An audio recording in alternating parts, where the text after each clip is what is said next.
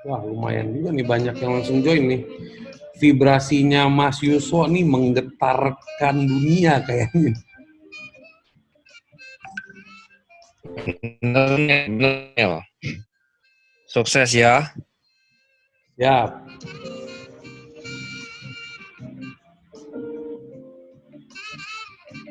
Teman-teman, mic-nya semuanya saya mute dulu ya.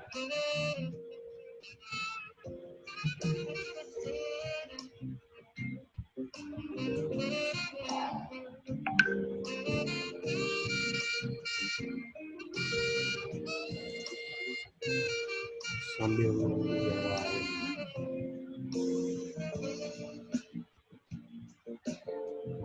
Oke, Pak Yuswo, selamat sore.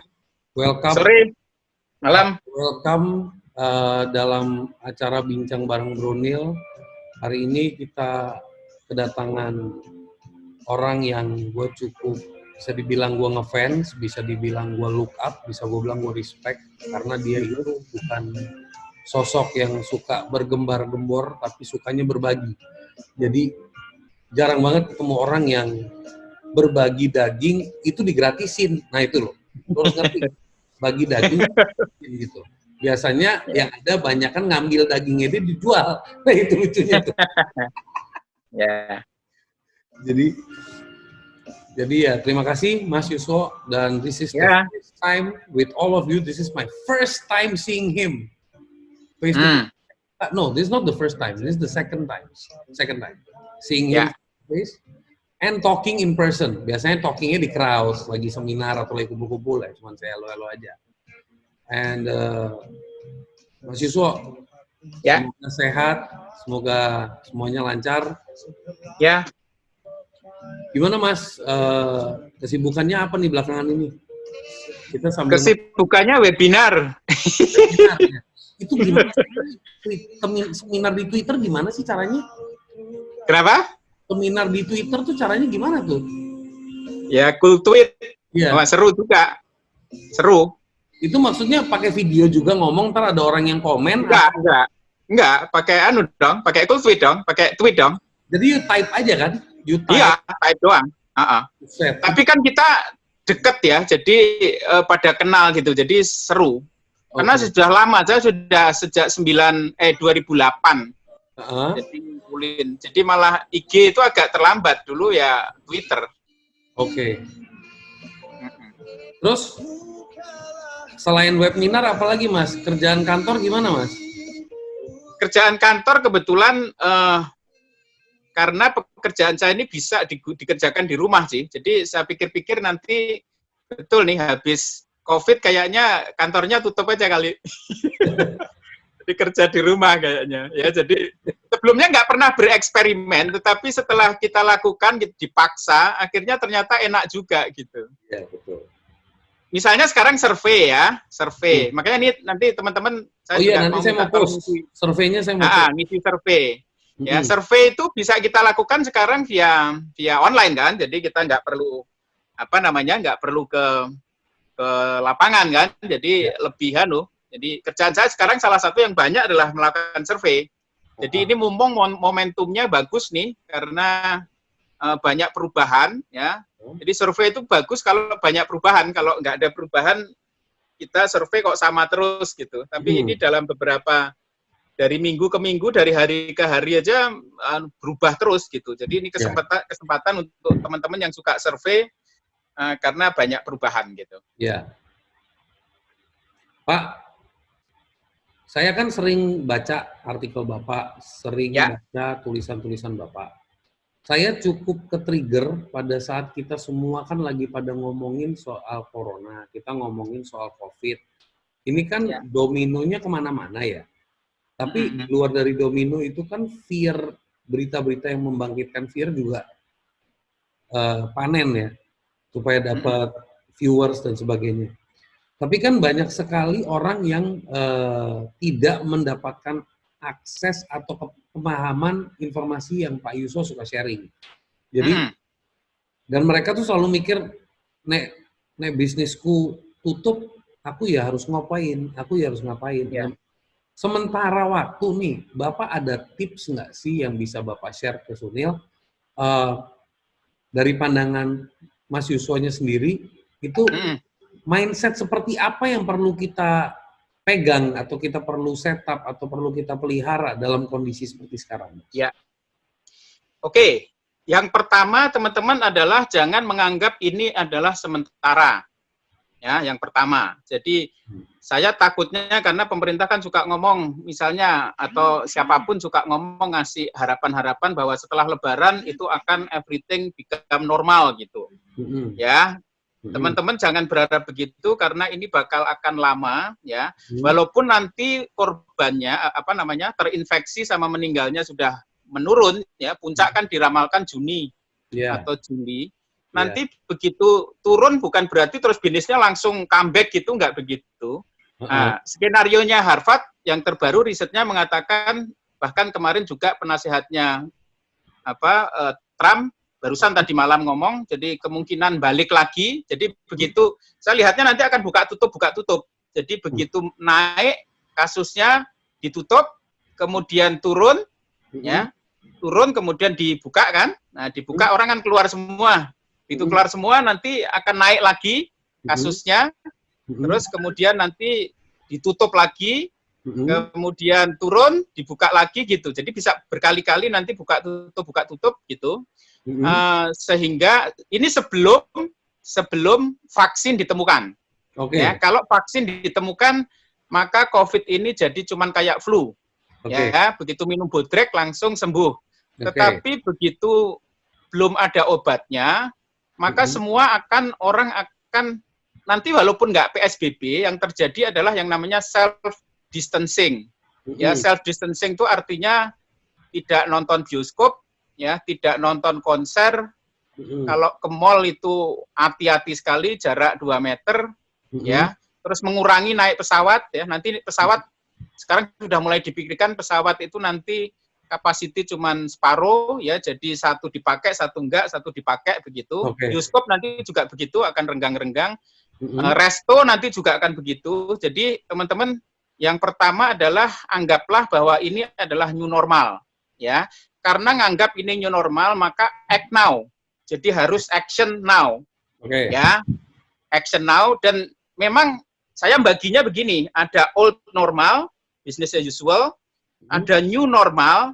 New normal itu batasnya ketika pemerintah menetapkan pandemi, ya, batasnya pandemi sampai virus ditemukan dan diproduksi massal dan bisa kita konsumsi gitu. Itu saya sebut new normal. Terus pasca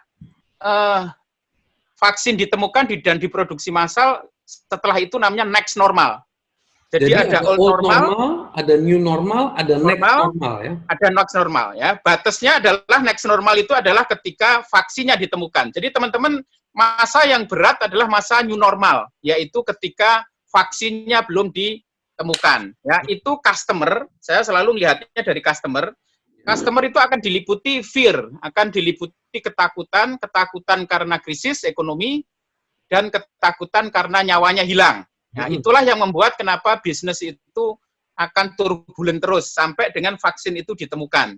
Nah, saya kebetulan salah satu klien saya adalah Bio Farma, saya tahu betul bagaimana bikin vaksin itu, ya. Kalau normal itu 5 tahun, kalau nggak normal bisa 15 tahun, ya, uji kliniknya. Jadi memang waktunya butuh lama, sehingga teman-teman harus melihat ini sebagai sesuatu yang new normal, dan karena itu teman-teman mesti harus action now, melakukan apa yang saya sebut survival innovation, ya, survival innovation. Jadi inovasi yang dilakukan untuk survive. Ya, contohnya hotel itu karena sudah nggak ada tamu, nggak ada orang yang berkunjung ke hotel, maka kalau dia diem aja dia akan mati. Tetapi kalau dia mikir bahwa ini normal, maka dia akan gunakan dapurnya sama chef-nya untuk bikin layanan baru, namanya layanan food delivery, ya. Atau hotel itu punya kemampuan housekeeping, ya, housekeeping itu ngurusi kamar sama macam-macam. Nah, dia bisa lakukan aset itu, kemampuan kompetensi itu untuk biasanya kan untuk di kamar, kalau ada tamunya. Tetapi kalau tamunya, maka yang dia lakukan adalah melakukan bikin apps atau apapun untuk jual layanan cleaning service ke rumah-rumah. Gitu. Jadi itu yang saya sebut sebagai, misalnya Esteller 77, dia nggak bisa jualan di restoran, dine-in sudah nggak memungkinkan lagi. Nggak memungkinkan, ya betul. Ya, maka kemudian frozen. Ya, dia jualan frozen. Kenapa frozen? Karena dia ada kompetensi untuk itu, karena ada perlakuan dingin itu apa? Jadi semua makanan sebelum dikirim ke channel-channel itu mesti harus dibekukan dulu. Nah, itu tapi bedanya kalau sebelumnya itu ke gerai dia, ini langsung ke customer, direct to customer gitu. Nah, jadi kira-kira tipsnya kira-kira begitu. Jadi teman-teman jangan melihat bahwa ini adalah sesuatu, kan suka kita tuh ada mekanisme defensif ya, kita selalu menghibur diri. Kalau kita menghadapi sesuatu yang ekstrim, itu orang selalu begitu. Kita defensif mengatakan, wah ini sementara gitu. Pasti nanti akan oke gitu. Itu bagus ya, karena kalau nggak gitu nanti banyak orang gila. Ya, karena kalau tiap kali ada krisis terus orang kaget gitu, itu nanti akan banyak orang gila. Maka mekanisme orang itu selalu begitu. Begitu ada sesuatu yang mendadak, dia selalu menghibur diri.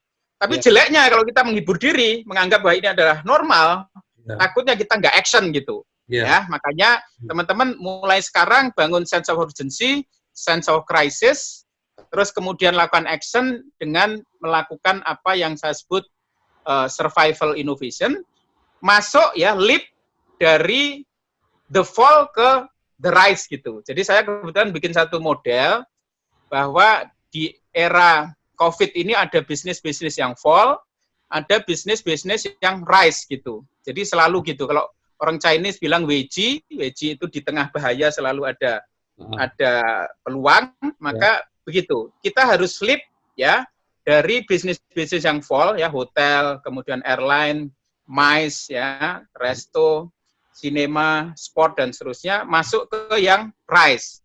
Yang rise itu yang jelas e-commerce, kemudian ada food delivery, ada logistik, kemudian ada streaming services, kemudian ada remote working, macam-macam ya, cleaning service dan seterusnya. Jadi kita mesti harus mulai, karena memang yang fall ini selama COVID memang agak sulit kalau mau berkembang lagi gitu. Jadi untuk sementara teman-teman harus leap ya, it is time to leap dari bisnis-bisnis yang fall ke bisnis-bisnis yang rise ya. Yang paling gampang kalau teman-teman UKM ya bikin masker gitu. Ya, bikin masker. Masker itu kan rising business di tengah COVID. Kira-kira gitu. Oke. Jadi penjelasannya super mantap. Jadi kalau buat teman-teman yang dengar di sini yang masih belum baru buka puasa dan masih energinya masih lagi naik turun, disimpulkannya begini. Jadi ada 3 persiapan mental yang harus kita sadari. Kebiasaan model lama, kebiasaan baru yang sedang kita lewati atau sedang kita alami sekarang yaitu adaptasi. Jadi kita masih lagi ngeblur nih. Kita harus ngapain? Kadang-kadang kita masih ngikutin flow kiri kanan, ke bawah arus kiri kanan, betul ya Pak ya? Ya. Dan yang perlu dipersiapkan lebih penting lagi kesadaran bahwa nanti akan ada perubahan kebiasaan lagi setelah vaksin itu ditemukan. Jadi sekarang ini masih belum ditemukan vaksin, itu kebiasaannya begini. Tapi nanti ini aja masih kita adaptasi. Tapi nanti setelah vaksin ditemukan ada kebiasaan baru lagi. Jadi mental kita udah harus mental baja karena ini bukan 3 bulan lagi beres, 6 bulan lagi beres, tapi justru kita mempersiapkan ini semua akan beres mungkin setahun atau setahun setengah. Tapi kita harus mempersiapkan dengan term yang dibilang new normal itu adalah perubahan perilaku dari segala aspek, individunya, customernya, marketnya, betul ya Pak ya? Ya. Betul. Jadi teman-teman takutnya kan begini, dari old normal ke new normal, terus balik ke old normal lagi gitu. Ngarepinnya begitu. Asumsinya begitu. Tapi enggak, nanti ada next normal itu berbeda dengan old normal. Oke. Ya, next normal itu akan berbeda dengan old normal. Dan next normal itu biasanya adalah fase di mana orang sudah mulai sudah terbiasa dengan adaptasi new normal itu atau harus ada adaptasi baru lagi, Pak? Kira-kira. Gini, adaptasi barunya lagi adalah ketika orang sudah nggak self distancing lagi. Oke, orang nggak self-distancing lagi. Pertama dia udah physical distancing, udah hati-hati banget. Tahu-tahu sekarang mulai lagi. Nah, itu adaptasi. Betul. Ya, sebenarnya sama kayak flu kan. Kalau flu-nya sudah ada bodrek, kan kita kena flu nggak apa-apa gitu. Iya. Ya, jadi artinya kita deket-deketan orang, kita nonton bioskop, kita nonton konser, itu sudah nggak masalah karena ada obatnya. Tetapi ketika belum ada obatnya, maka kita akan tetap menjauh gitu. Nah, menjauh itu kan masalah nyawa. Ya, itu yang saya katakan di fase new normal itu akan begitu banyak bisnis yang belum bisa comeback ya, karena masalahnya nyawa. Kalau cuma sakit dan bisa sembuh mungkin nggak apa-apa, tapi karena masalahnya nyawa, ya, makanya sektor turisme itu saya ramalkan akan lama sekali.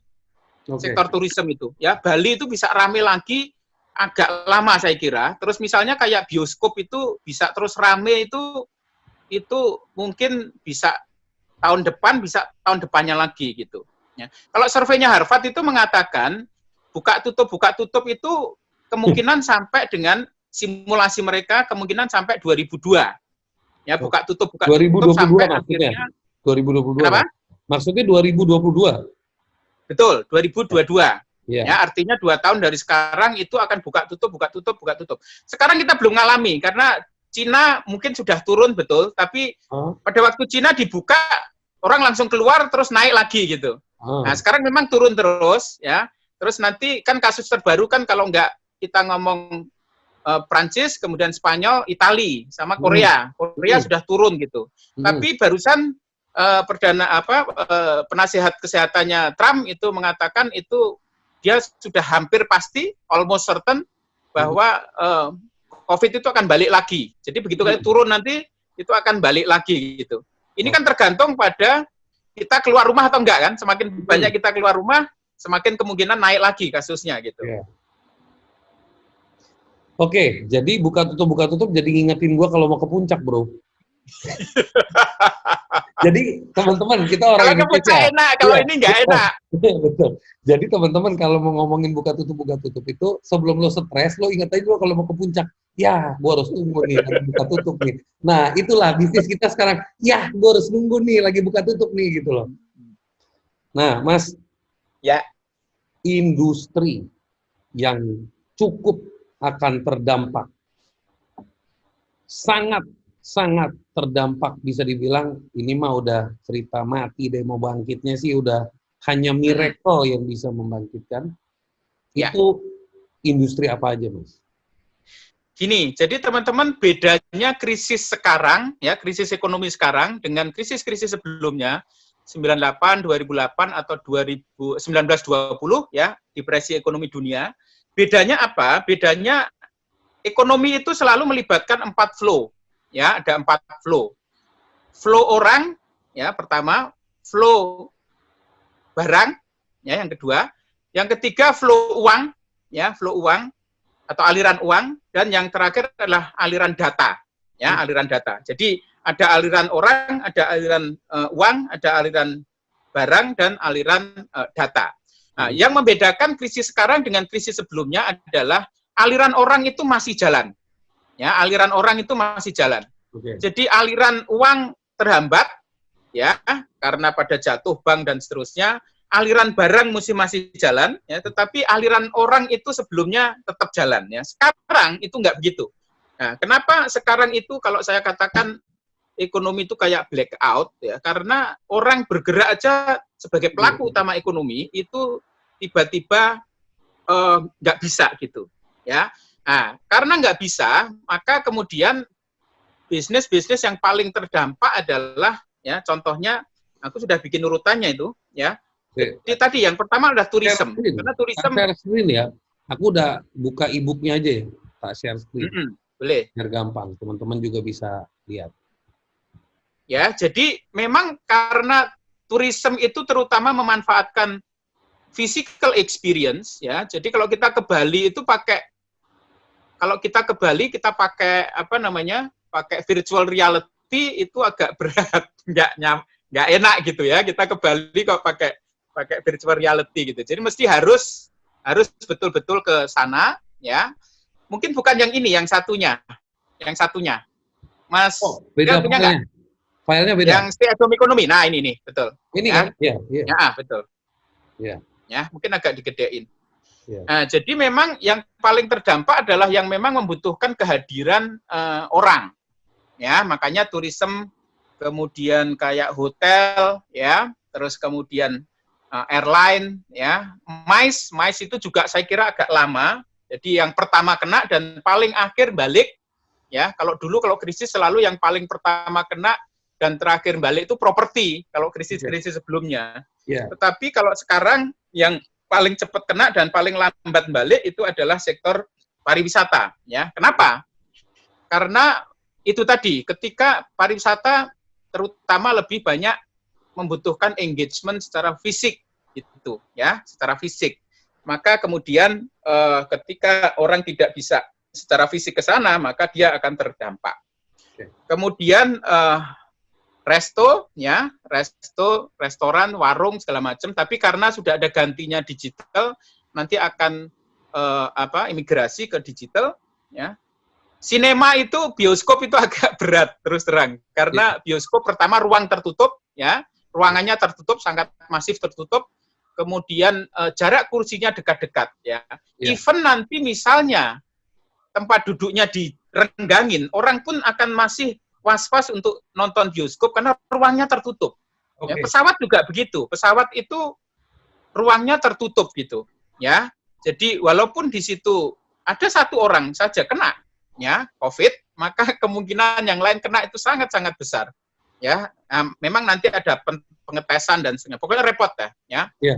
Tuh. Nah, mungkin resto mungkin agak oke, sinema agak berat, ya. Entertainment itu misalnya konser, ya, konser musik. Termasuk seminar, ya, exhibition yang sifatnya fisik. Makanya webinar becoming a new normal, ya, menggantikan yang fisik, ya. Sport juga begitu, teman-teman. Saya nggak ngerti, ya, nanti sport bangsa tinju, bangsa gulat itu apakah masih akan ada peminatnya gitu, ya, karena olahraganya sangat kontak intensif gitu. Ya, betul. Ya. Nah, terus termasuk yang juga agak lama adalah mall, ya. Kenapa mall? Karena tadi selalu mall itu kan mesti harus rame. Kalau mall sepi ya orang males gitu. Ya, nanti juga mall akan beradaptasi, ya. Jadi mesti nggak boleh terlalu rame. Jadi kuncinya mall kan harusnya rame, tapi mall nggak rame gimana coba? Gitu, ya.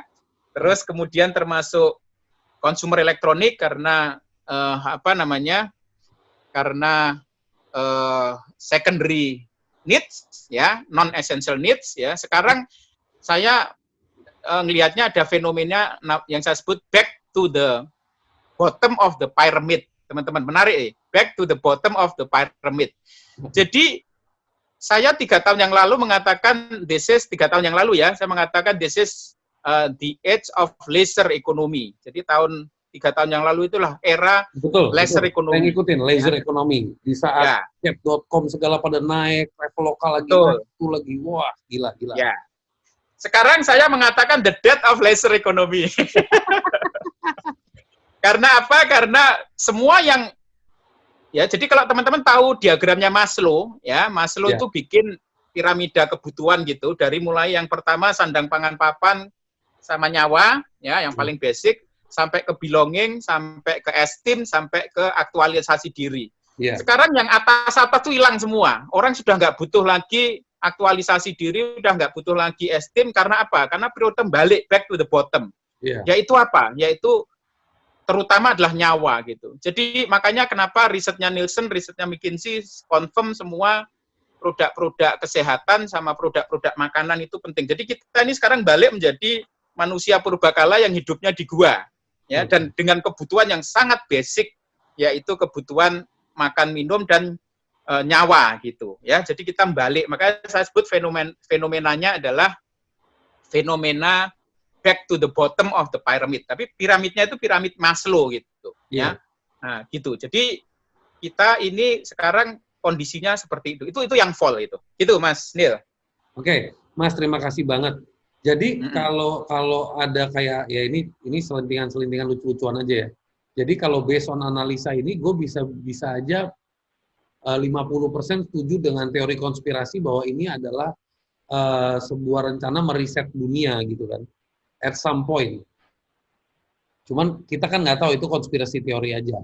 Tapi kalau dilihat dari proses seperti ini, berarti it's like kita kayak reborn dengan tidak tahu macam-macam, dan kita harus mulai belajar baru lagi, think lagi, what things are needed essentially. Kalau kita mau bisnis kan, kita nyadarinnya what customer needs, atau what can I create for demand, ya kan? Ya.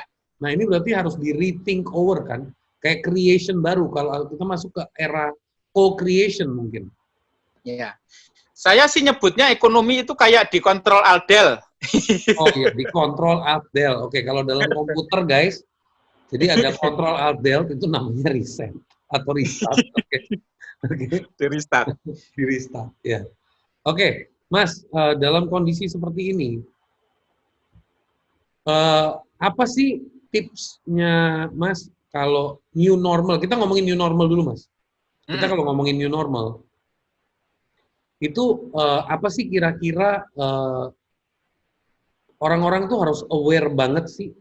Tadi kan Mas udah ngejelasin soal martial law, tapi kan sedangkan banyak, kita ngomongin UKM deh Mas. UKM di Indonesia itu kan banyak banget ya. Dan orang itu sekarang jadi pada kebingungan, ke depannya gue harus ngapain, bisnis gue ambruk, gini, gue belum ngerti teknologi, bla bla bla bla, belum tentu juga sekarang orang jualan di marketplace juga luxury items atau leisure items juga nggak menjadi demanding product, tapi justru yang menjadi demanding product itu yang relate sama fear. Misalnya, ini saya hanya cerita yang ada di pola pikir saya, kalau saya salah boleh dikoreksi. Yang namanya persediaan ketahanan pangan, itu di setiap negara itu kan mekanismenya beda-beda, Pak. Sedangkan kan kita ngomonginnya Indonesia. Dengan asumsi kalau misalnya ini berjalan, buka tutup jalan selama setahun, itu efek nggak sih dalam supply chain-nya ketahanan pangan kita, Pak? Ya. Oke, jadi memang gini, saya sih bilang ekonomi itu, mungkin balik ke yang tadi ya, jadi ekonomi dunia dan Indonesia itu kayak, kalau istilah PLN itu blackout, ya, blackout. Blackout itu mati lampu, ya, padam lampunya. Tetapi ada genset, ada gensetnya. Genset itu kan berarti adalah lampu sementara agar bisa tetap hidup gitu. Ya. Nah, genset itu yang saya sebut sebagai stay at home economy. Ya, stay at home economy. Stay at home economy adalah ekonomi yang digerakkan demand-nya dan supply-nya itu dari rumah. Ya.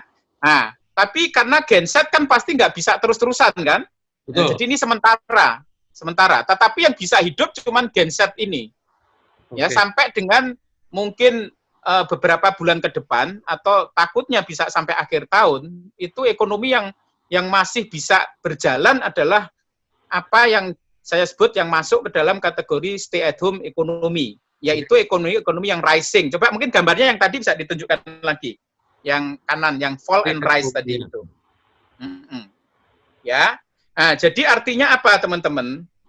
Kita mesti, kalau mau bisnis kita tetap survive, kita lakukan survival innovation, maka kita harus masuk di bisnis-bisnis yang masih bisa hidup itu. Ya, kalau kita masuk di tourism gitu kan, namanya bunuh diri gitu.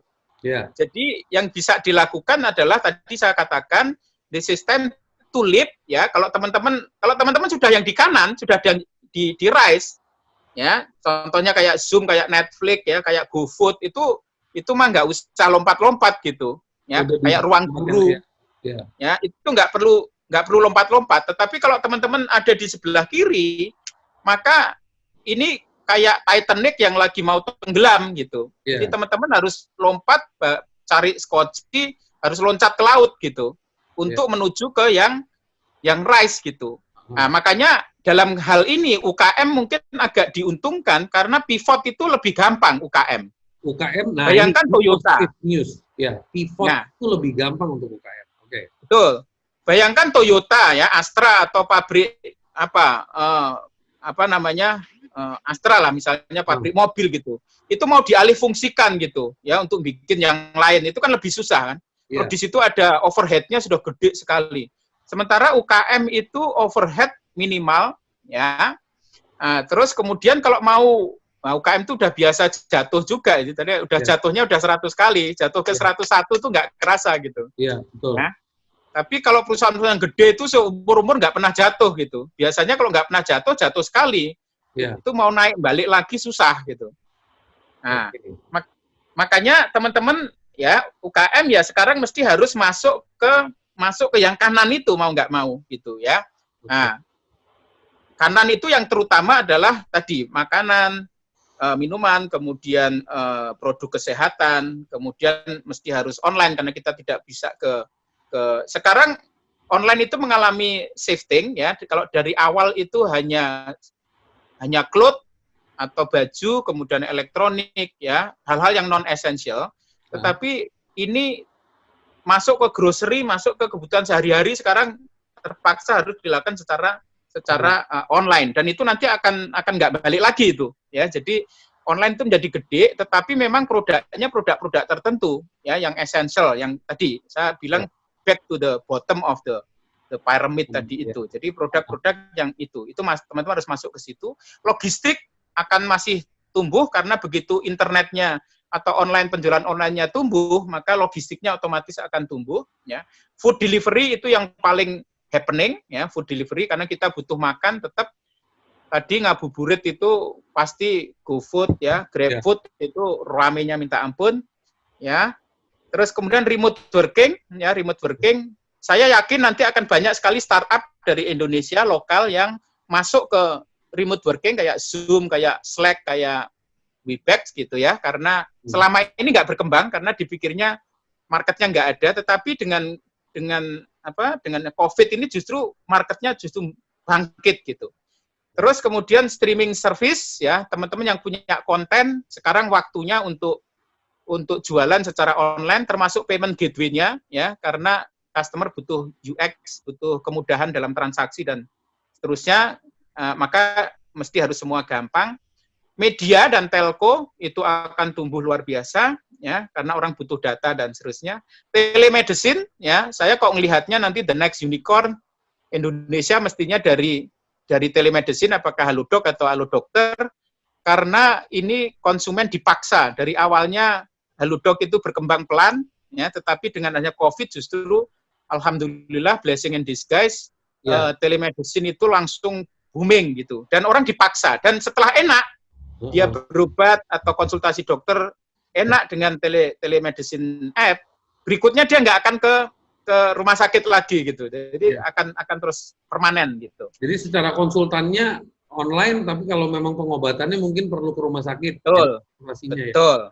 Kalau berat, tapi kalau flu, kalau butuh operasi UGD pasti ke rumah sakit, tetapi yang ringan-ringan akan tapi market yang ringan-ringan kan justru yang gede ya, pasarnya juga gede ya.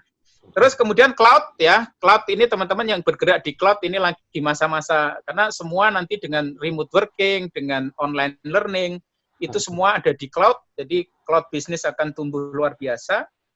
Kemudian cleaning service, kemudian olahraga di rumah, ya virtual, dan seterusnya itu akan growing. Jadi intinya adalah teman-teman mesti harus jeli melihat bisnis-bisnis yang grow. Jadi nggak bisa nunggu, tadi saya bilang Titanic-nya itu sudah mau tenggelam, tidak bisa kita nunggu sampai tenggelam kita diem gitu. Jadi mesti harus loncat, harus nyari bisnis-bisnis yang lain. Kalau perlu pivot, ya, terutama untuk teman-teman UKM ya, kalau perlu pivot, saya kira teman-teman UKM pivot juga udah biasa lah, ya, ganti dari konsultan digital, jualan nasi goreng gitu juga banyak ya, jadi nggak masalah gitu ya. Jadi kalau diperlukan pivot, terpaksa harus pivot gitu ya, mungkin nggak punya kompetensi, mungkin harus diusahakan ya, tapi kalau bisa, kayak hotel tadi itu ada kompetensi dapur, chef gitu ya, terus masuk ke food delivery gitu, jadi masih ada asetnya gitu. Kira-kira begitu. Siap. Sebentar. Oke. Terus sekarang dengan kondisi yang barusan Mas jelasin, itu kan nggak semuanya akan jalan dengan smooth. Semua ini juga masih adaptif kan. Jadi kayak misalnya ngomongin kita ngomongin trust issue sekarang. Kita ngomongin trust issue. Jadi kadang-kadang kalau bisnis yang sifatnya online, terus payung hukumnya nggak jelas, itu kan orang masih kayak mikir-mikir dulu. Orang-orang yang aware tuh masih mikir-mikir dulu. Jadi apakah dalam fase new normal ini adalah fase tabrak, jalanin dulu, nanti baru diperbaiki along the way buat pebisnis-pebisnis yang lagi masuk dalam kategori the rise, bukan the fall ya? Ya. Atau makanya saya melihatnya terus terang ya, ini karena saya ini kan juga entrepreneur ya, jadi artinya bukan cuma dari buku tapi juga jalanin gitu ya. Saya kok lebih setuju jurus mabuk gitu dalam kondisi VUCA ya, VUCA sekarang ini. Maka kadang-kadang jurus mabuk itu mungkin lebih baik daripada kebanyakan mikir tapi nggak action gitu. Jadi jurus mabuk itu artinya nggak apa-apa keliru dulu, nanti kalau ada yang perlu koreksi. Ya, kalau harus belok kiri, belok kanan, kita sempurnakan sambil jalan gitu ya. Jadi eksperimen gitu. Makanya agility itu diperlukan ya. Hotel dari awalnya menerima tamu, kemudian dia masuk ke delivery service ya, atau misalnya resto gitu, terus kemudian ke frozen food segala macam. Itu butuh agility. Ya, agility itu apa? Kecepatan, kelincahan untuk bergerak gitu. Saya kok lebih setuju kita agility-nya yang ditonjolkan daripada analisis yang macam-macam akhirnya nggak action dan akhirnya ya keburu Titanic-nya tenggelam gitu. Jadi saya kok lebih setuju teman-teman ini, ya ini sebenarnya bukan anjuran yang bagus juga ya, tapi dari pengalaman justru jurus mabuk itu mungkin ada advantage-nya gitu, nggak selalu keliru gitu. Tapi jurus mabuk yang agile gitu ya. Jadi begitu ada kesalahan harus koreksi gitu ya. Jadi kalau di istilah digital itu growth hacking. Jadi mesti harus eksperimen A/B test gitu sehingga kemudian kita bisa selamat. Biasanya yang bisa sustainable adalah justru yang nyemplung dulu, kemudian kita koreksi sambil jalan gitu. Mas, sambil ini ada salah satu yang bertanya nih. Boleh? Saya bacain dulu ya. Ya. Food delivery saat ini masih tidak bisa diandalkan karena tidak sebesar sales dine-in seperti biasa. 1. Telemedicine setuju akan hadir lebih banyak, tapi kalau tidak punya rumah sakit, belum ada payung hukumnya, itu bukan dikategorikan layanan medis. Iya, tanggapannya. Yang pertama apa tadi? Agak putus-putus. Yang pertama food delivery saat ini masih tidak bisa diandalkan karena tidak sebesar sales dine-in seperti ya. Teman-teman, jadi namanya survival ya. Jangan berharap ini kita dapat kemewahan lagi sebelum new normal gitu. Jangan teman-teman berpikir bahwa ini akan balik seperti old normal gitu. Ya, artinya namanya survival. Survival itu serba kondisi yang serba terbatas gitu. Jadi yang penting bagi saya ya, yang penting sekarang karena ini ntar lagi mau bayar bayar THR ini. Yang penting adalah kita nggak lay off karyawan, itu udah alhamdulillah. Ya. Jadi kita nggak lay off karyawan itu ya, kita cash flow masih ada sedikit-sedikit ya, omset masih ada dikit-dikit, terus kalau bisa jangan lay off karyawan. Ya, itu menurut saya sudah dalam kondisi seperti ini ya. Nanti ini dari ke hari ke hari kondisinya akan makin buruk. Ya. Jadi teman-teman sudah ngomong mungkin 6 bulan masih bisa bayar gaji karyawan tanpa omset gitu ya. Nah, tapi nanti kalau misalnya betul 6 bulan nggak membaik dan kita sudah tabungan sudah nggak ada, terpaksa kita nggak bayar karyawan, kita lay off ya. Nah, itu nanti makin ke hari ini 3 bulan ke depan, 6 bulan ke depan, setahun ke depan, itu makin ke belakang makin kondisinya makin berat gitu ya. Makanya sekarang menurut saya masih beberapa sudah masuk ke survival ya, mode, tetapi mungkin beberapa masih masih bisa lah ya, masih bisa senyum-senyum dikit masih bisa. Tapi nanti dari ke hari akan makin berat. Makanya teman-teman berpikirnya adalah bahwa kita masih selamat aja. Ini kita ngomong yang the fall ya. Kalau kita ngomong yang the rise sih justru kesempatan untuk rising yang eksponensial ya. Kalau yang the rise itu kesempatan ngegas ya. ngegas gitu, justru ngegas karena ini kesempatan ya kayak Ruang Guru, kayak apa GoFood, kayak itu justru ngegas gitu. Karena dia harus menjadi karena ini memasuki mainstream gitu ya, e-commerce memasuki mainstream, online school masuk mainstream, kemudian telemedicine akan masuk ke mainstream gitu ya. Jadi ini terutama yang fall ini menurut saya teman-teman harus jangan dreaming bahwa akan kemewahan yang kita dapat selama old normal itu akan kita dapatkan ya sekarang atau mungkin next normal nanti tadi. Oke, gitu. Oke, Mas. Sekarang Ya. ada lagi nih. Dalam e-book Mas Siwo tertera industri e-commerce dan cleaning service masuk ke dalam kelompok The Rise. Tolong di-sharing dong pandangan dari Mas Siwo seperti apa evolusi pada new normal dan next normal pada industri tersebut. Industri sebagai berikut: e-commerce, cleaning service, sterilisasi, outsourcing secara global, bukan hanya di bidang HR.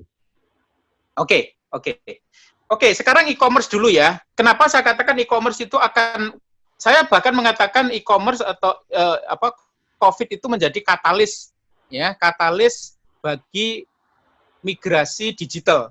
Ya, jadi perusahaan yang awalnya ogah-ogah sekarang dipaksa untuk going digital. Yang awalnya kerja itu di kantor dipaksa untuk kerja secara digital dengan working from home, dan itu di mana-mana ya, di berbagai sektor. Untuk e-commerce, kenapa saya katakan akan menjadi lompatan sekarang? Jadi e-commerce itu sudah tumbuh di Indonesia, tetapi pertumbuhannya kan pertumbuhan cepat, tapi cepat biasa lah, kira-kira gitu. Tetapi dengan adanya COVID ini, sebelumnya e-commerce itu sulit untuk mencapai ke pembelian barang-barang yang sifatnya esensial atau grocery, ya, karena orang Indonesia masih belanja e-commerce itu indulgent itu artinya untuk gaya-gayaan lah, ya. Jadi untuk yang sifatnya primary, sifatnya grocery itu belum, ya, karena nggak keren gitu, ya, nggak keren. Nah, tapi dengan adanya COVID ini dipaksa nanti untuk kita semakin mengarah ke produk-produk atau barang-barang yang esensial, ya. Nanti saingan sama Indomaret, Alfamart gitu, ya. Jadi dan apa menariknya barang-barang yang esensial ini? Barang-barang ini sifatnya repeat, ya, dikonsumsi tiap hari, tiap minggu, tiap bulan, sehingga volumenya akan besar, ya, volumenya akan besar. Makanya nanti setelah COVID itu e-commerce volumenya akan membesar karena not only aku menyebutnya widening sama deepening. Ya, widening itu dari cloth, elektronik dan travel gitu. Widening artinya melebar ke grocery gitu. Terus deepening itu artinya pembeliannya, jumlahnya, wallet share-nya itu akan semakin besar gitu. Semakin besar. Jadi saya nyebutnya e-commerce widening dan e-commerce deepening gitu. Nah, maka saya ramalkan e-commerce itu pasarnya akan membesar karena pola perilaku konsumennya sudah berubah dari produk yang awalnya indulgence, yang awalnya untuk gaya-gayaan, mengarah ke yang sifatnya essential, ya, dari occasional itu sekali-sekali menjadi habitual. Habitual itu artinya dibelinya itu secara terus-terusan karena tiap hari dikonsumsi gitu. Itu yang e-commerce ya. Kalau yang cleaning service ya, teman-teman ini perlu diingat ya. Nanti produk kesehatan itu tidak hanya demand-nya akan tinggi, tidak hanya setelah new normal selesai. Ya, di next normal nanti orang concern untuk membeli produk kesehatan itu akan terus meningkat. Kenapa? Ini sudah diprediksi di Amerika ya, di dunia ya, bahwa turunan-turunan dari COVID ini nanti akan bisa muncul nanti. Jadi sebenarnya penyakit flu ya, yang SARS, yang MERS segala macam itu kan turunan. Ini kan turunannya itu. Betul. Jadi kita memasuki era di mana flu itu atau flu yang nggak ada obatnya itu makin banyak gitu. Jadi nanti walaupun kan saya tadi bilang next normal itu batasnya setelah virus vaksinnya ditemukan kan dan diproduksi massal. Nah, setelah itu ada obatnya dan nanti bisa kayak bodrek gitu, kita bisa cari di Indomaret dapat, kita minum kena COVID langsung sembuh besoknya gitu. Itu terjadi. Nanti kemungkinan setelahnya virus-virus yang lain turunan dari COVID itu juga akan banyak gitu. Makanya kenapa saya bilang ini akan jadi new normal ya. Artinya nanti tingkat kesadaran orang untuk bersih dan untuk sehat.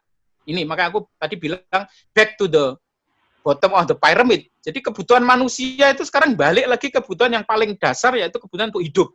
Kebutuhan untuk mempertahankan nyawa gitu ya. Itu adalah kesehatan gitu. Nah, makanya kemudian cleaning service ini akan menjadi sesuatu yang akan naik terus gitu, karena menjadi prioritas konsumen. Sebelumnya 3 tahun yang lalu saya mengatakan era leisure economy, duit itu banyak ya, duit orang itu banyak di spending untuk yang aktualisasi diri, esteem gitu-gitu ya, beli betul. apa. Jadi duitnya itu larinya ke sana gitu. Jadi duit yang untuk essential itu jadi sedikit gitu, karena semua serba murah, semua serba tersedia dan nggak keren gitu. Makanya orang Syahrini gitu misalnya beli tas ya 300 juta segala macam gitu ya, atau sesuatu yang sifatnya ini ya esteem, sesuatu yang sifatnya aktualisasi diri.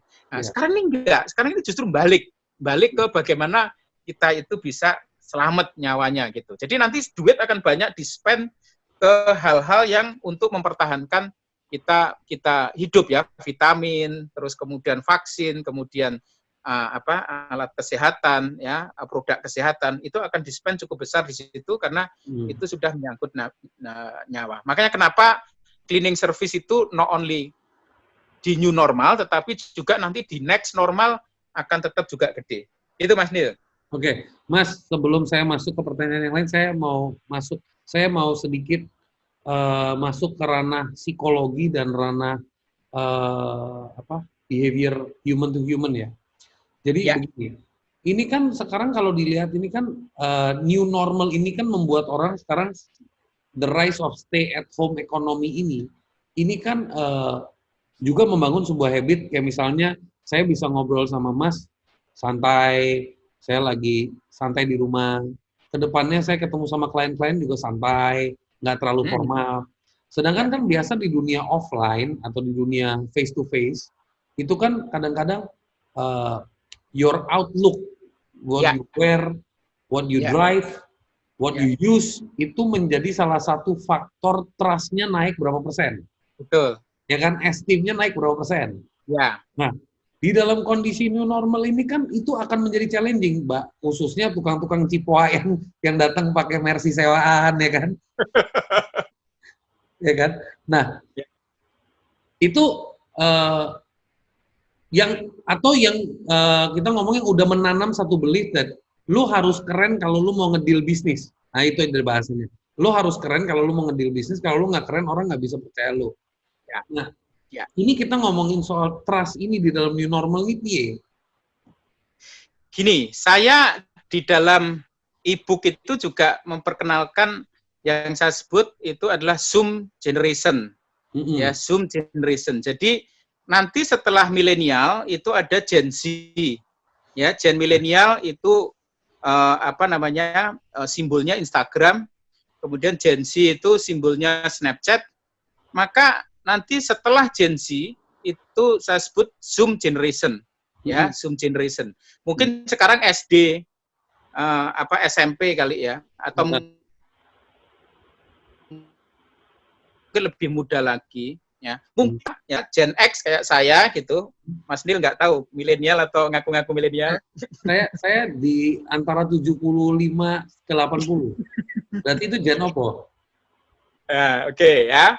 Jadi kalau generasi yang udah agak tua, termasuk milenial, ya milenial adalah generasi yang termasuk banyak gengsinya, ya banyak esteemnya gitu ya. Makanya disebut Instagram generation ya. Nah, itu nanti mungkin untuk shifting ke yang baru. Kan ketika back to the basic kan menjadi sesuatu yang indulgent, sesuatu yang esteem kan jadi nggak begitu penting kan. Nah, itu mungkin untuk geser ke sana masih agak sulit, tetapi generasi yang lahir di masa pandemi, ya karena dari awal dia sudah kondisinya kayak gitu, barang-barang mahal itu nggak penting, maka nanti hal-hal yang sifatnya apa namanya tadi kongkong harus pakai Mercy ya, pinjaman tadi itu apa sewaan tadi itu udah nggak penting bagi generasi di bawah kita itu gitu ya.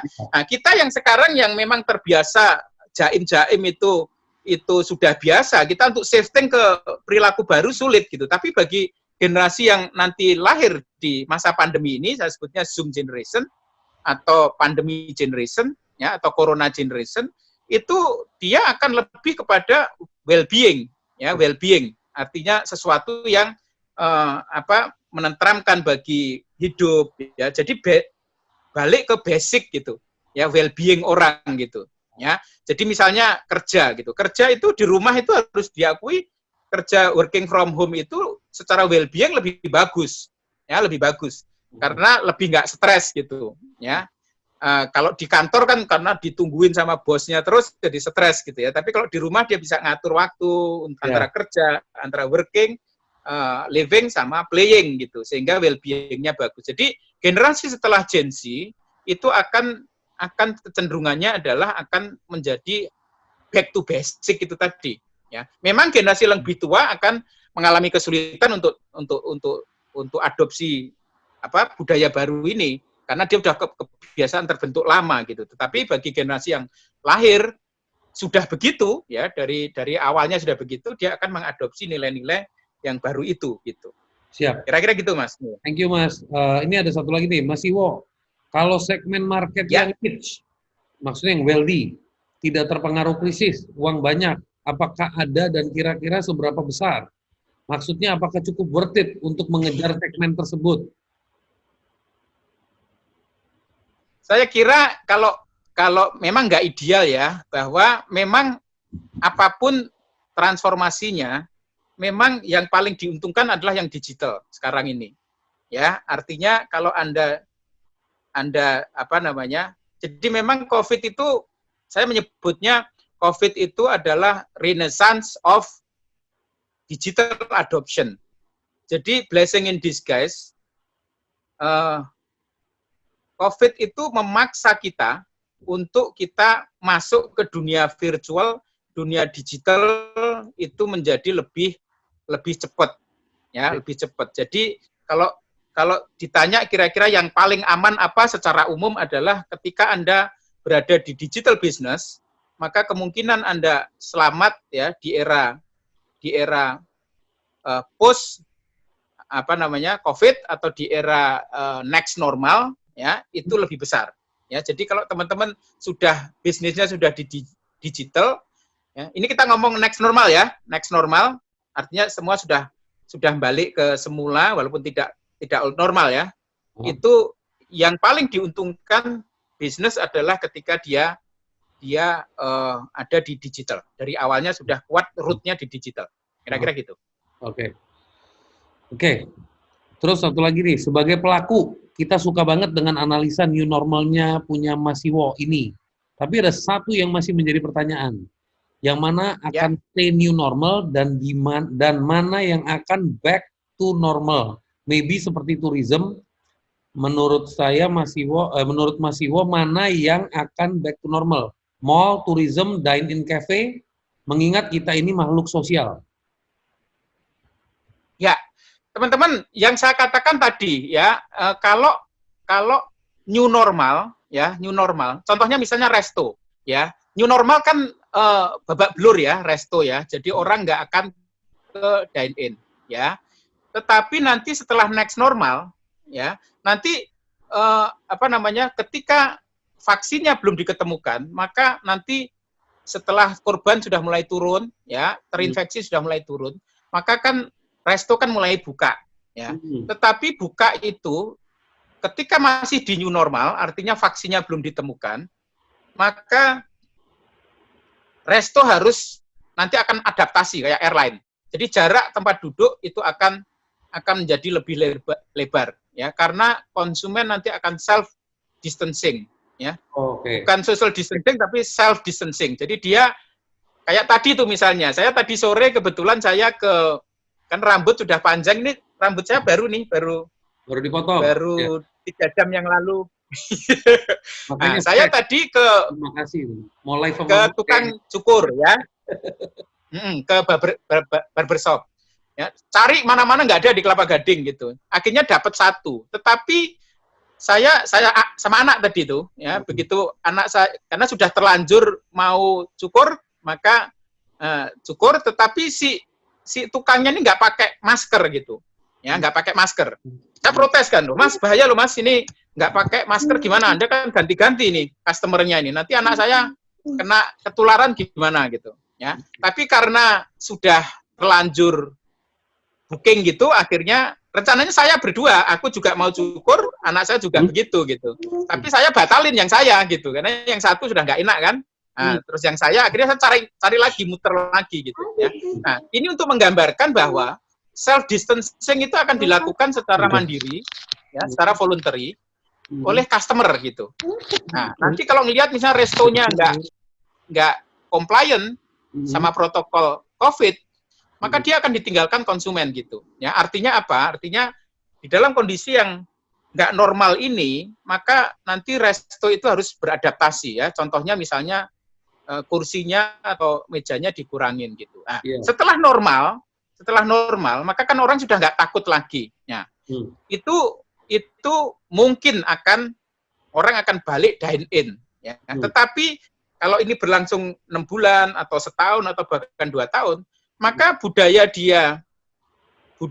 untuk online delivery juga sudah mulai terbentuk gitu. Nah, sehingga nanti marketnya akan terbagi antara yang dine in sama yang online delivery. Di online delivery, teman-teman, saya juga ngamati terjadi shifting dari yang awalnya indulgent food, ya, indulgent food itu boba. Jadi selama ini pesennya itu boba, geprek, ya, bangsa yang untuk keren-kerenan lah, ya. Tapi sudah mulai masuk ke sekarang yang utility gitu, ya, makanan yang memang sehari-hari gitu. Nah, ini kalau terus-terusan, maka kalau sudah lewat 3 bulan, lewat 6 bulan, maka behavior itu juga akan mengeras gitu. Nah, sehingga kemudian setelah next normal nanti, maka dia dine-in-nya bisa juga tergerus oleh yang online delivery ini gitu. Nah, itu makanya saya katakan, teman-teman, di next normal belum tentu sama dengan yang old normal gitu. Jadi bukan berarti dine-in-nya nanti akan sama ketika sebelum pandemi datang gitu. Nah, itu yang teman-teman mesti harus amati, harus lihat ya, karena konsumen itu semua akan berubah.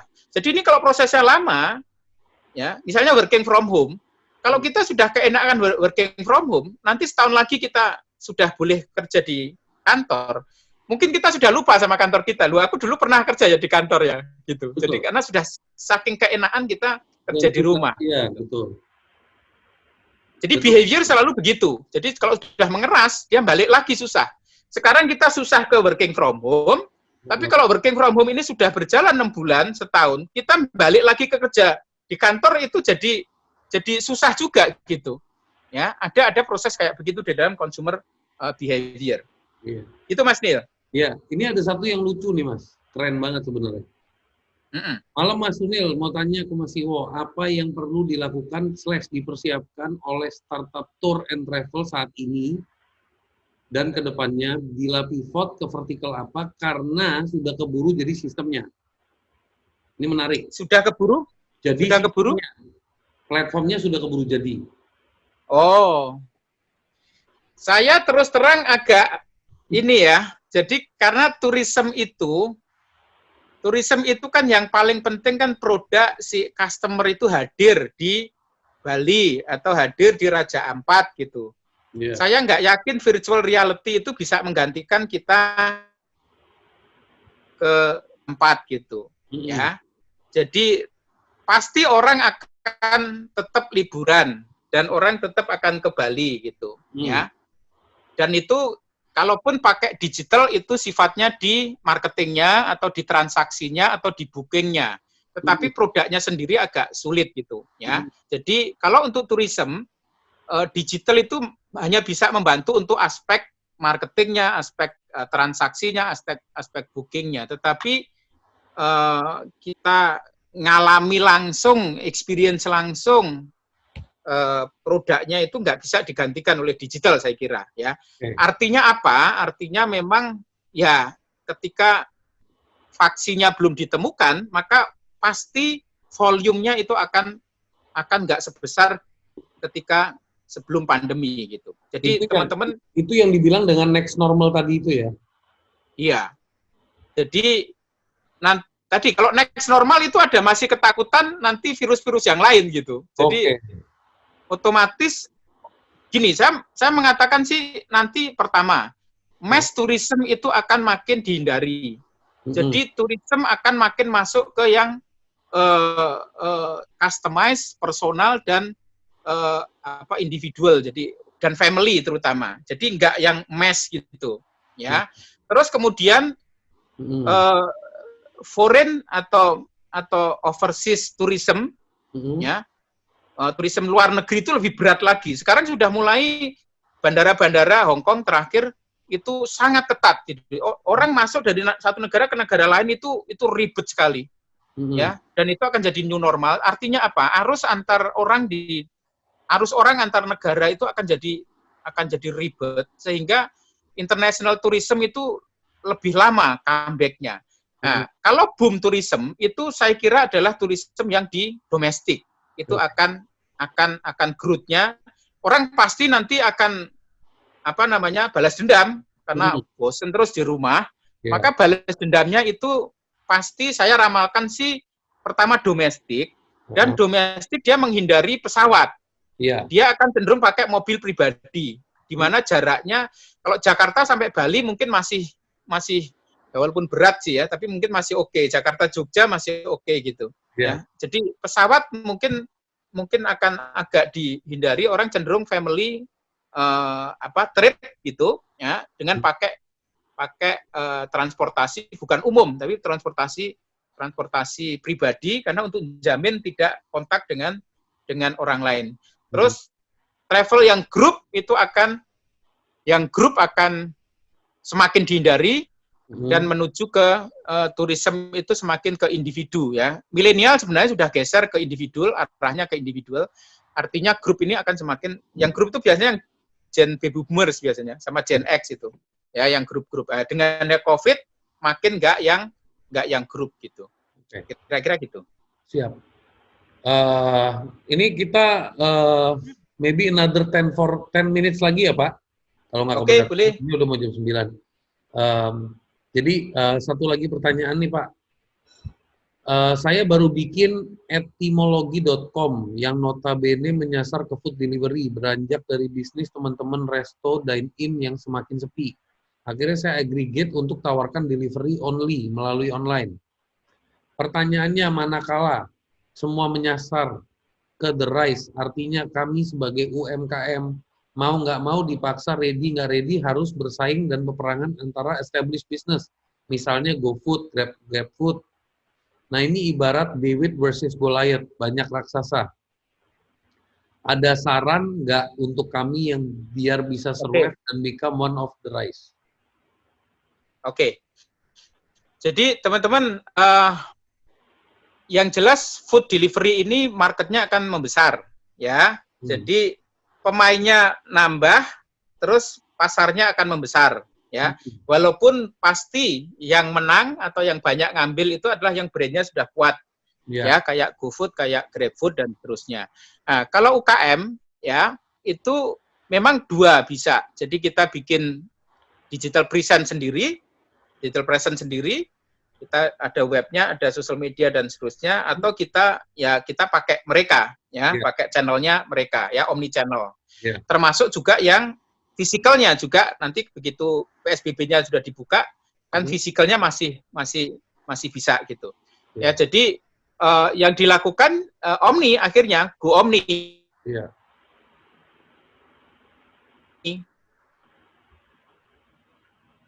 Intinya sebanyak mungkin termasuk dengan GoFood gitu, ya, GoFood dengan Grab. Nah, tapi menurut saya yang penting adalah teman-teman harus mulai building brand untuk yang nggak GoFood gitu.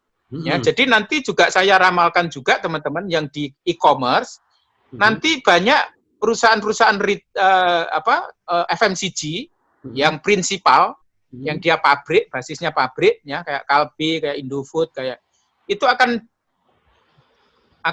channel modelnya akan direct to customer. Jadi tidak melulu hanya di Tokopedia atau ke ke Bukalapak dan seterusnya, tetapi dia bikin channel sendiri direct to customer gitu. Kenapa? Karena sekarang sudah mulai going mainstream pasarnya ini. Kan tadi saya bilang dengan COVID itu maka akan terjadi migrasi besar-besaran dari yang awalnya fisikal ke digital ya, termasuk yang grocery, makanan dan seterusnya tadi, yang habitual tadi itu. Nah, ketika marketnya gede, maka menjadi make sense kalau manufacturer atau prinsipal itu mulai masuk ngambil model channel yang direct to customer gitu ya. Sama teman-teman UKM yang punya warung, punya toko, punya resto, mulai juga not only mengandalkan GrabFood atau GoFood, tetapi juga direct to customer gitu. Jadi bikin channel sendiri. Karena apa? Karena brandnya ada di situ. Jadi brandnya brand produk dan juga brand channel. Jadi brand itu ada dua, ada produknya, ada juga channelnya. Indomaret itu kan brandnya kan channel, karena dia nggak punya produk kan. Nah, itu teman-teman harus mulai juga di digital presence-nya itu bangun brand untuk yang channelnya gitu ya. Jadi nggak cuman sebelumnya tidak menarik karena marketnya belum gede, maka karena belum gede kita serahkan ke Tokopedia gitu, kita serahkan ke GoFood. Tapi ketika kemudian marketnya membesar, maka teman-teman mulai merasakan ini waktunya ya, skala ekonominya sudah cukup untuk kita juga bikin channel sendiri, brand channel sendiri. Kira-kira gitu, Mas Senil. Oke, thank you Pak. So now, thank you so much sebelumnya for all your insights. And gue yakin teman-teman hari ini banyak banget dapat insight dari Mas Yuswo. Saya titip risetnya boleh ya? Ya, ini saya udah posting risetnya teman-teman. Saya mau ngomong dulu nih soal riset. Jadi Pak Yuswo Hadi and tim sedang melakukan riset, guys. Nah, saya udah share di chat, saya akan share ulang, teman-teman. Mohon partisipasinya untuk mengisi formnya, karena ini buat riset doang, jadi juga membantu. Nanti hasilnya saya sampaikan lagi ke teman-teman. Jadi ini bagus untuk agar teman-teman terupdate bagaimana kondisi terakhir bisnis. Oke, nah sekarang nih setiap orang ini kan masih meraba-raba nih, ya setiap orang masih meraba-raba. Ada yang merasa gue harus gimana, ada yang mikir ini gue harus mempersiapkan diri. Kalau saya kadang-kadang suka ngomongnya begini, Mas. Dalam kondisi sekarang itu kita nggak bisa sepenuhnya mencoba meraba. Kadang-kadang kita harus bisa ngeflow dalam konteks ya kita memblankkan pikiran kita dalam arti kita lagi masuk ke satu zona baru yang kita butuh yang namanya learning period. Gimana kita harus lihat. Nah, buat teman-teman pengusaha ini kan nggak gampang ya. Maksudnya mindset seperti itu tuh bukan sesuatu yang mudah karena relate-nya ke banyak elemen. Bisnis gue gimana, karyawan gue gimana, cash flow gue gimana, tagihan gue gimana, utang gue gimana, dan sebagainya, dan sebagainya.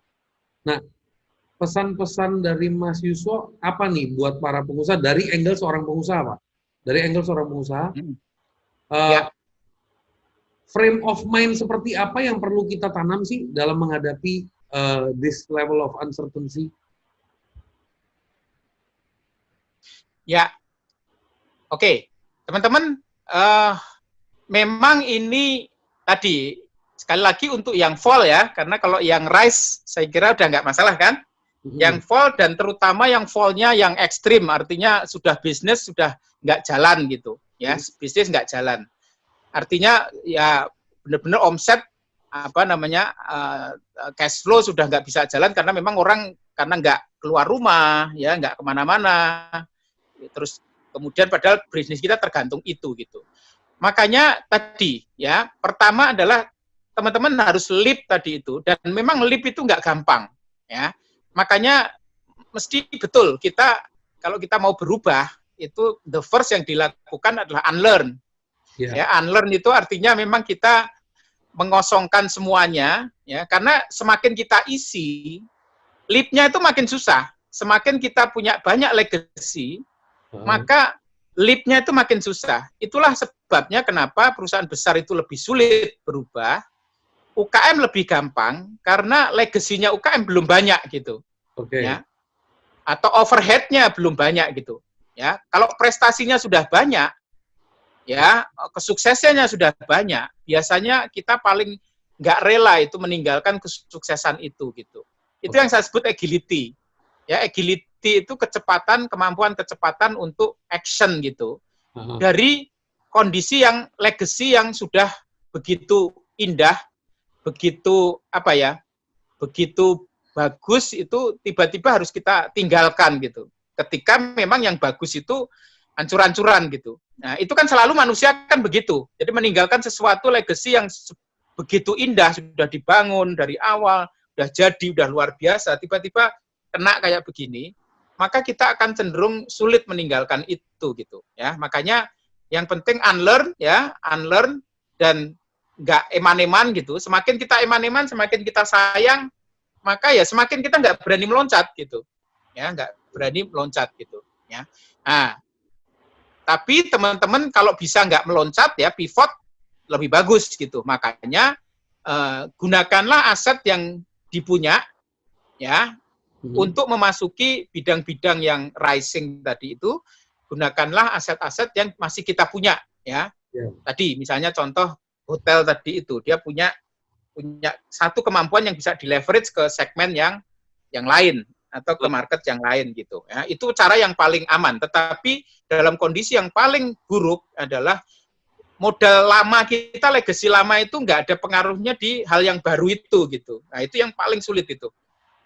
Artinya untuk loncat ke sana kita juga menjadi sangat sulit gitu. Maka mesti harus unlearn. Kita mesti harus unlearn, learn, kemudian relearn. Ya, relearn artinya belajar dari nol lagi apa-apa yang baru gitu. Nah, ini agile mind ini yang penting. Agile mind itu adalah kemampuan kecepatan siklus dari unlearn ke learn dan kemudian ke relearn.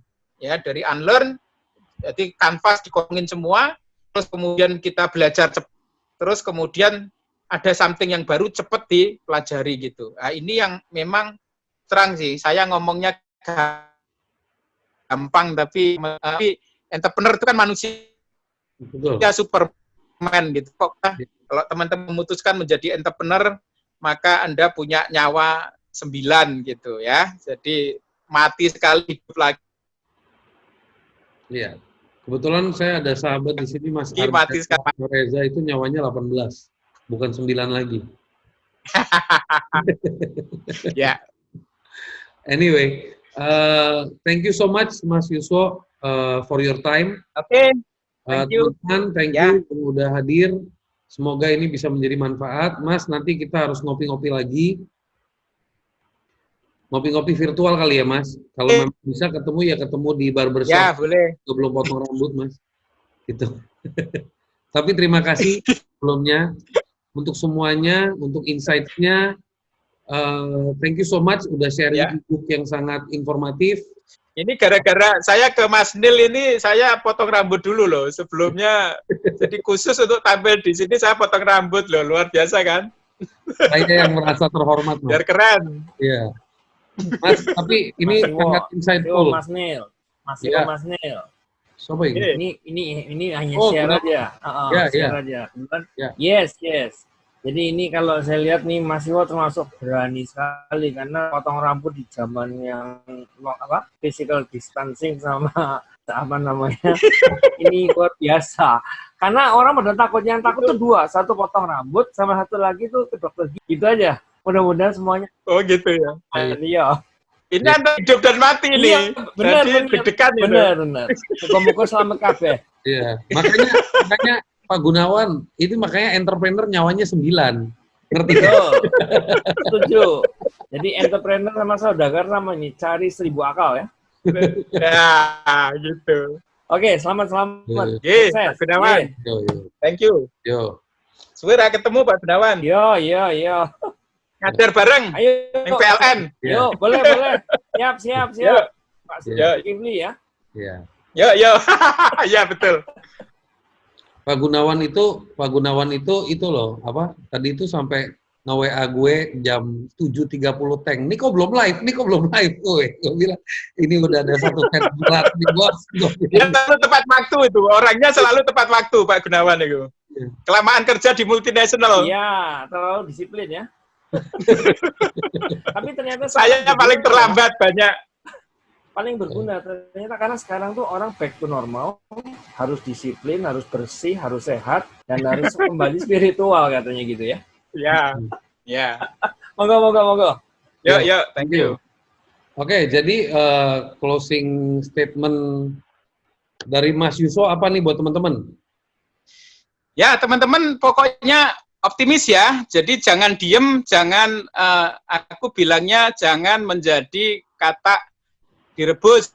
Ya, kata direbus, kata itu kalau direbus ya, itu pelan-pelan itu sampai mendidih dia nggak kerasa gitu. Nah, takutnya perubahan yang maha besar ini teman-teman melihatnya pelan-pelan kok nggak kerasa, jalanan masih rame, orang masih oke gitu. Terus kita keenaan, kita nggak pernah ada sense of crisis ya, tiba-tiba kita jadi mendidih kayak kata yang direbus gitu. Jadi mesti harus teman-teman tetap semangat, teman-teman harus action dan jangan lihat ini sementara, kemudian action dan lakukan survival innovation. Jadi jangan cuman motong karyawan atau melakukan efisiensi ya, karena kalau efisiensi terbatas ya kemampuannya, tetapi agar tetap growth mesti harus inovasi.